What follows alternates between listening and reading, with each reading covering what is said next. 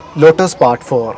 अस्सलाम वालेकुम मेरे दोस्तों, सजनों और बेलियों। मैं हूँ इज़हार अहमद और वेलकम करता हूँ आपको किचन गार्डनिंग चैनल पर। पार्ट 3 के अंदर हमने लोटस के पानी को चेंज किया था और इसके अंदर थोड़ी सी खाद का यूज़ भी किया था। पार्ट 3 के अंदर बहुत ही कम पौधे थे, मतलब बहुत ही कम पत्ते थे, और अब इसके काफ़ी ज़्यादा पत्ते ग्रोथ में आ रहे हैं। जैसे जैसे पानी कम होता है तो मैं पानी और भी ऐड कर देता हूँ, लेकिन इसके पत्ते काफ़ी डस्टी भी हैं और साथ में इसके पत्ते डैमेज भी हो रहे हैं। वो क्यों हो रहे हैं उसके ऊपर बात करते हैं। जहाँ पर ये पड़ा हुआ है, सुबह सुबह वहाँ चिड़ियाँ आती हैं और यहाँ से पानी भी पीती हैं और साथ में इनके पत्तों को नोचना भी शुरू कर देती हैं, जिसकी वजह से पत्ते आहिस्ता आहिस्ता गलने लग जाते हैं और उसके बाद में मुरझा जाते हैं। और बार बार मैं इसके ऊपर पानी का शावर भी नहीं करता हूँ, इसलिए मिट्टी भी आपको यहाँ पर फील हो रही होगी।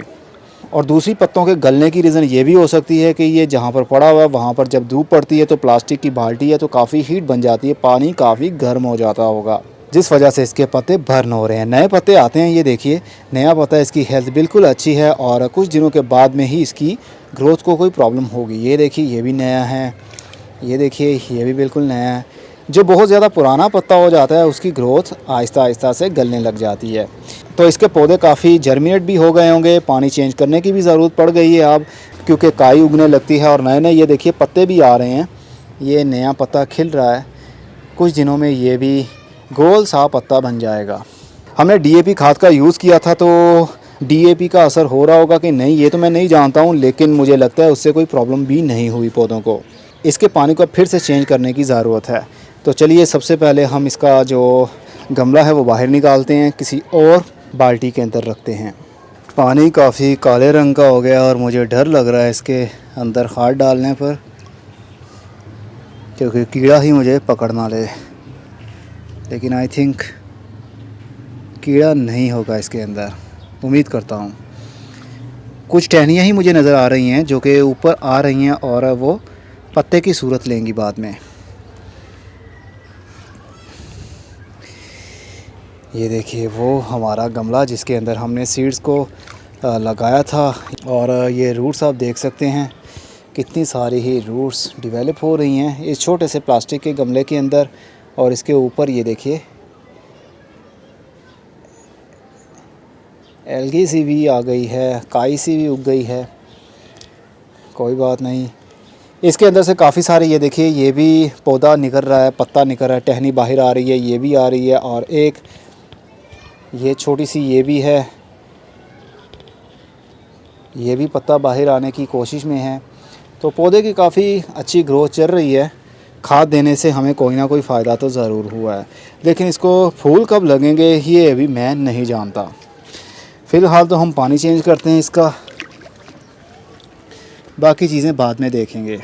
हमेशा की तरह हम इस पानी को फेंकेंगे नहीं, बल्कि अपने पौधे में यूज़ करेंगे। जैसा कि ये मेरा पिलकन का पौधा बड़ा, इसकी मिट्टी ड्राई हो रही है तो इसके अंदर ही मैं ये बाल्टी का पानी डाल देता हूँ, क्योंकि ये पानी ख़राब नहीं है।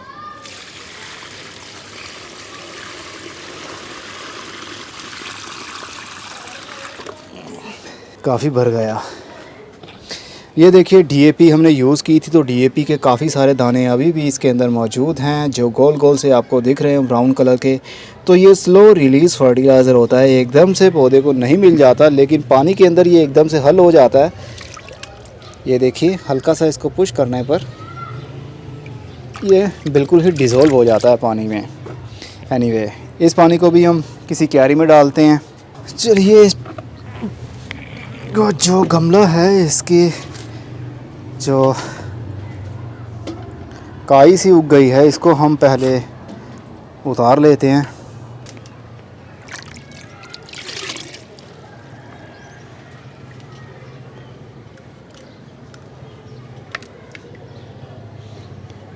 ये देखिए एक बीज, ये देखिए ये ऊपर आ गया है एक बीज, पता नहीं कैसे आया।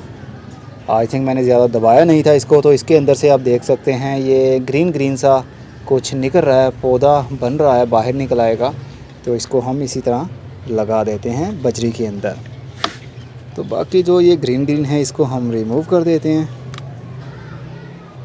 और अब की बार मैं इसको धूप में नहीं रखने वाला हूँ, बल्कि रखूँगा शेडी एरिया में, क्योंकि अप्रैल की आज 25 तारीख हो गई है और काफ़ी गर्मी बढ़ने लगी है। तो प्लास्टिक की बाल्टी है तो काफ़ी हीट हो जाती है, पानी भी काफ़ी गर्म पड़ जाता है, जिसकी वजह से हमारे ये पौधे इनकी ग्रोथ रुक सकती है।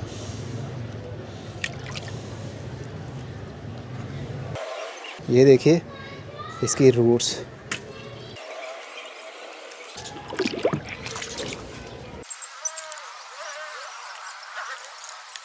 इसकी टहनियों के साथ में भी देखिए कितनी काई है, इसको भी हम रिमूव कर लेते हैं।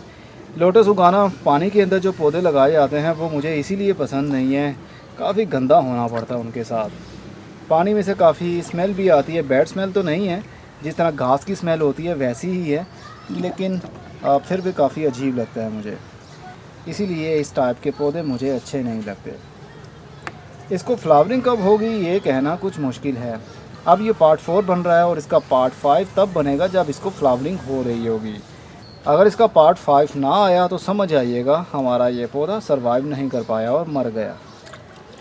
क्योंकि इस बार मैं इसको रखने वाला हूँ शेडी एरिया में, और अब की बार मैं कोई भी खाद ऐड नहीं करने वाला हूँ, सिर्फ पानी रहेगा और ये पौधे। बाल्टी को मैंने फिर से अच्छे तरीके से धो लिया है और जितनी भी इसके साथ में चिपचिपी सी काई उगी हुई थी वो सारी रिमूव कर दी है। अब इनको दोबारा से हम इनके ऊपर खोल देंगे और जो पत्ते मुरझाए हुए हैं उसको हम उसकी ब्रांचेस ही नीचे से काट देंगे ताकि वो पानी को मज़ीद गंदा ना करें।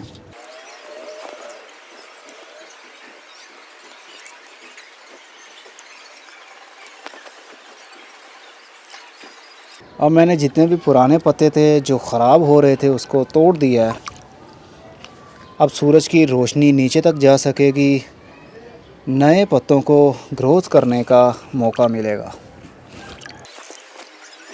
ओके, अब हमारे पास सिर्फ 3 ही पत्ते हैं जो कि काफ़ी हेल्दी हैं और ग्रोथ कर रहे हैं। अब इसको मैं रखने वाला हूँ शेडी एरिया में जहाँ पर सूरज की ब्राइट लाइट तो आती है लेकिन फुल धूप नहीं आती, ताकि हमारा ये पानी ज़्यादा उबल ना जाए, गर्म ना हो जाए। आपके लोटस के पौधे की ग्रोथ कैसी चल रही है वो भी कमेंट बॉक्स में ज़रूर बताइएगा। अब मैं चलता हूँ, खुदा हाफिज़, good bye, see you and tata, और अपना बहुत सा ख्याल रखिएगा।